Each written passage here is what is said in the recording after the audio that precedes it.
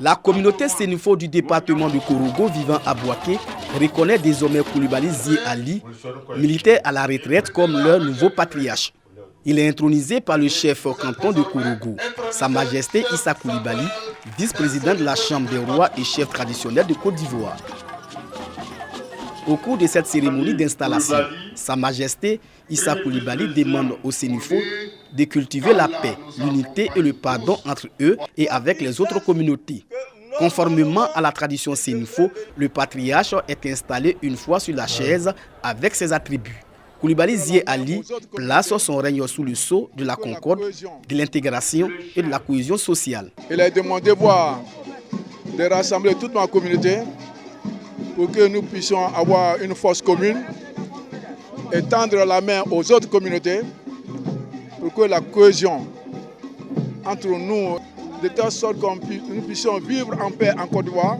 Parrain de cette cérémonie, le ministre des Transports salue l'organisation de la communauté sénifo à Bouaké qui s'est dotée d'un cadre formel de solidarité, de rassemblement et de développement.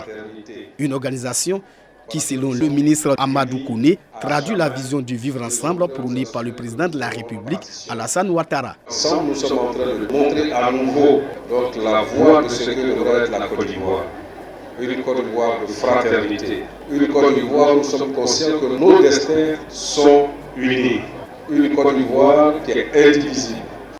Venue de toute la région de Béké et des autres régions environnantes, la communauté sénifo s'est retrouvée autour du balafon, du boloy, du kapachan et du zaouli de Boaflé. Une rencontre qui scelle les liens de fraternité et d'unité entre les communautés vivant à Bouaké.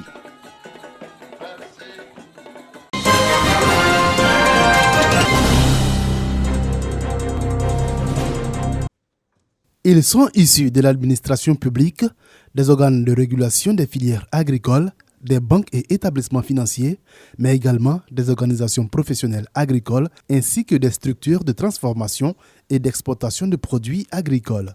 L'objectif de cette table ronde est de susciter auprès de ces acteurs, potentiels investisseurs, un intérêt pour contribuer au financement du système de stockage des produits agricoles. Nos commerçants s'approuvent un bon champ dont sont confrontés au problème de financement de leur approvisionnement. Donc cette table ronde est la bienvenue. Elle leur permet de financer en fait leur activité. En ce qui nous concerne, on a un parc, n'est-ce pas, de 60 silos d'une valeur pratiquement de 130 milliards. Ce n'est pas 130 milliards que la Côte d'Ivoire ne peut pas mobiliser.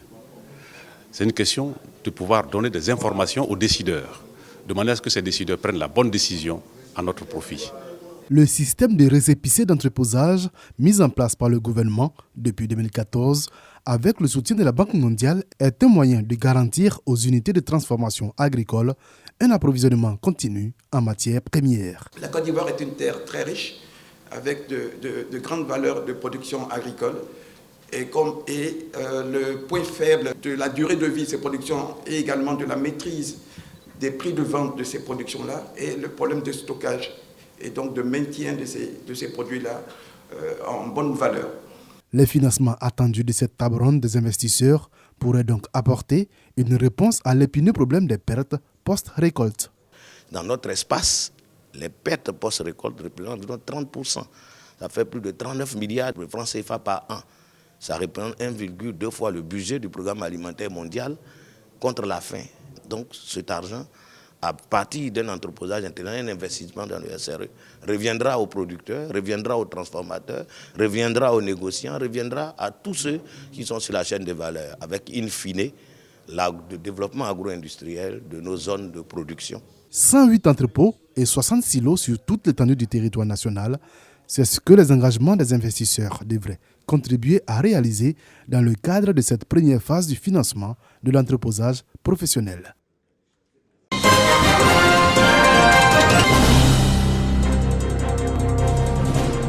La Côte d'Ivoire et le Nigeria, deux pays phares de la sous-région qui veulent accroître leurs échanges économiques et commerciaux. À cet effet, une délégation de la douane nigériane est présente en Côte d'Ivoire. Elle a rencontré les services douaniers ivoiriens et s'est également rendue au ministère d'État, ministère des Affaires étrangères, de l'intégration africaine et de la diaspora. La Côte d'Ivoire et le Nigeria, nous sommes les deux plus grands pays de la sous-région qui ont un PIB très élevé. Si vous prenez seulement 2 pays qui ont un potentiel économique très élevé, ils ont un volume d'échange de plus de 50%. Et cela aide leur pays à croître économiquement. Malheureusement, nous, le Nigeria et la Côte d'Ivoire, représentons le poids économique de la sous-région, mais nous ne faisons pas les choses à ce niveau. Nous voulons donc, à travers notre visite, contribuer à aider à accroître le volume d'échange entre le Nigeria et la Côte d'Ivoire. Nous avons saisi cette opportunité pour lui faire comprendre que nous aussi nous attachons un intérêt tout particulier au renforcement de nos relations économiques et commerciales avec ce grand pays ami, ce grand pays frère qu'est le Nigeria, sous le leadership du président de la République qui accorde un intérêt tout particulier à ses relations avec ce pays ami et pays frère. Alors donc, je lui ai donné l'assurance que ces objectifs sont aussi les nôtres. Nous voulons faire en sorte que les barrières, aussi bien tarifaires que non tarifaires, qui constituent des freins au développement du volume des échanges, devraient être démantelées pour booster les échanges économiques, ce d'autant plus que les opportunités sont importantes et nombreuses entre nos deux pays. L'objectif de cette visite est de scruter les opportunités d'échange économique et commercial existantes dans plusieurs domaines, notamment l'agriculture, les mines, l'énergie et le transport. Il s'agit également de trouver des accords de libre-échange et de lever les barrières économiques entre le Nigeria et la Côte d'Ivoire.